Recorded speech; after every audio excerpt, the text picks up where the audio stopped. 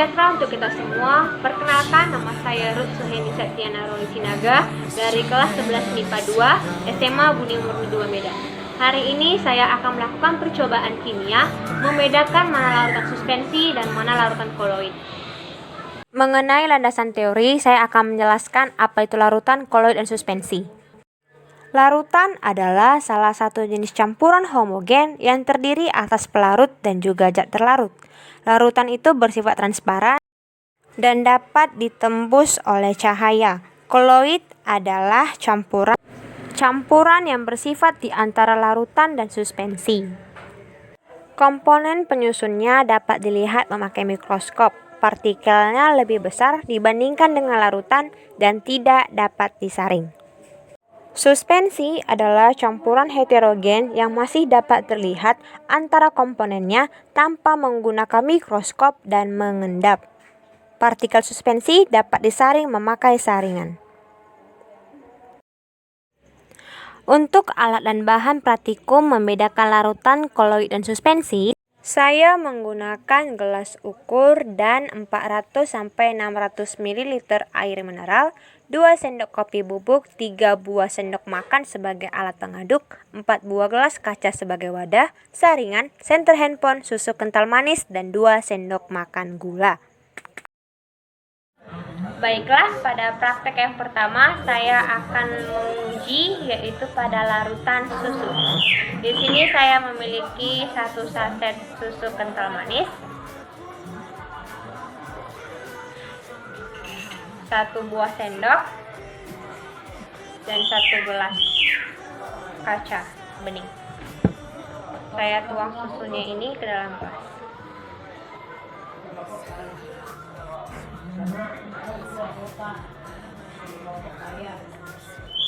Saya tuang keseluruhannya ke dalam gelas.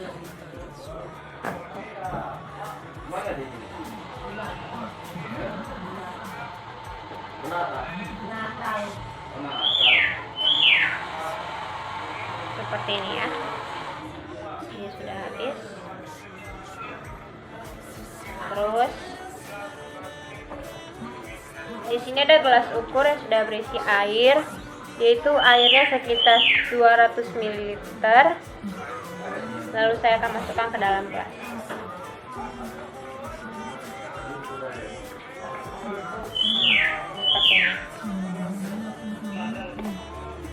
Lalu saya aduk menggunakan sendok.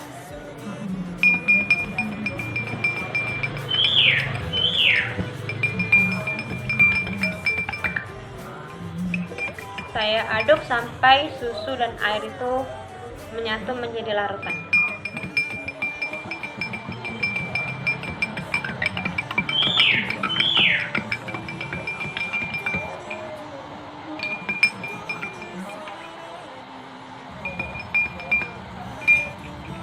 Sudah, lalu saya sisihkan.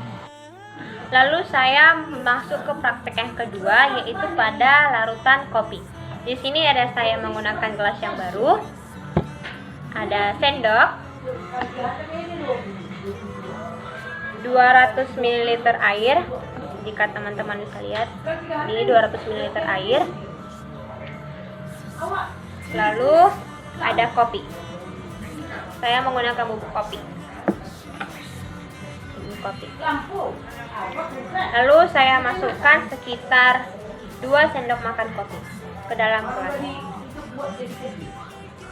1 dan 2.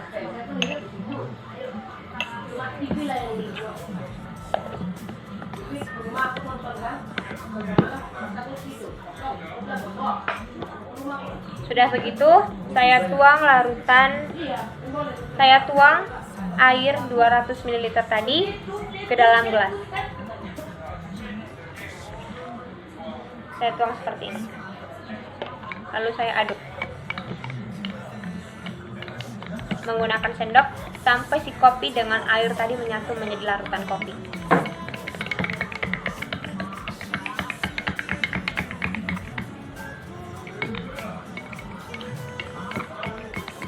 Sudah seperti ini.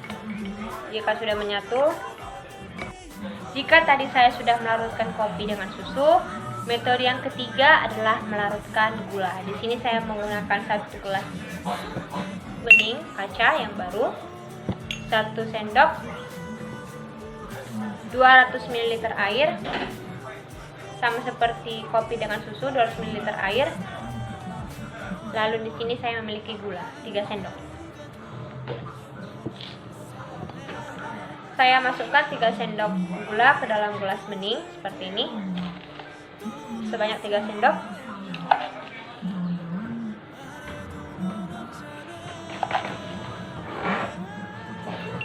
Lalu saya tuang 200 ml air tadi ke dalam gelas. Saya menggunakan gelas ukur yang menggunakan corong seperti ini agar dia turun ke dalam gelas dengan baik tanpa mengotori meja lab.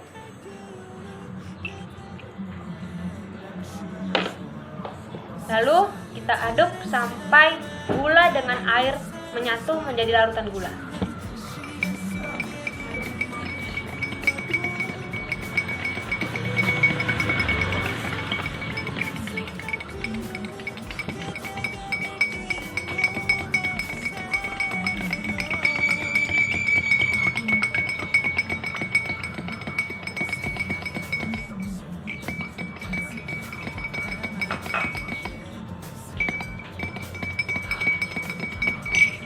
Baiklah, sudah menyatu. Baiklah, di depan saya sudah tersedia 3 jenis larutan. Yang pertama ada namanya larutan susu. Yang kedua tadi ada larutan kopi. Dan yang terakhir ada larutan gula. Ini larutan gula, susu dengan kopi. Lalu untuk mengecek efek tindal pada larutan tersebut, saya menggunakan senter HP. Ini senter HP. Untuk melihat efek tindal, saya akan menggunakan senter pada susu. Kita lihat, senter tidak dapat menembus susu. Praktek efek tindal kedua, saya gunakan media kopi dan senter. Tidak dapat memancarkan sinar karena buram, karena ditahan oleh partikel-partikel kecil pada kopi. Jadi cahaya tidak dapat menembus larutan kopi. Praktek efek tindal yang terakhir atau yang ketiga, saya gunakan pada larutan gula. Lihat, cahaya pada senter dapat tembus oleh larutan gula. Berbeda dengan kopi dan susu tadi yang tidak dapat ditembus oleh cahaya senter.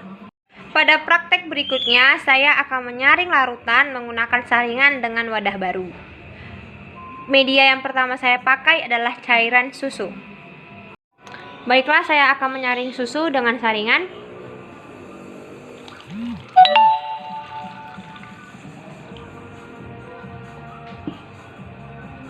Kita lihat, tidak ada apapun yang disaring dari susu tadi, hanya gumpalan-gumpalan dari susunya. Berikutnya saya akan menyaring kopi dengan saringan tadi.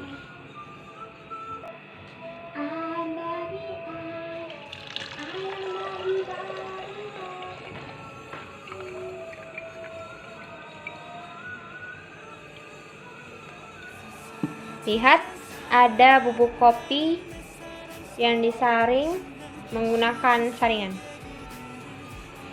Yang ketiga, saya akan menyaring gula.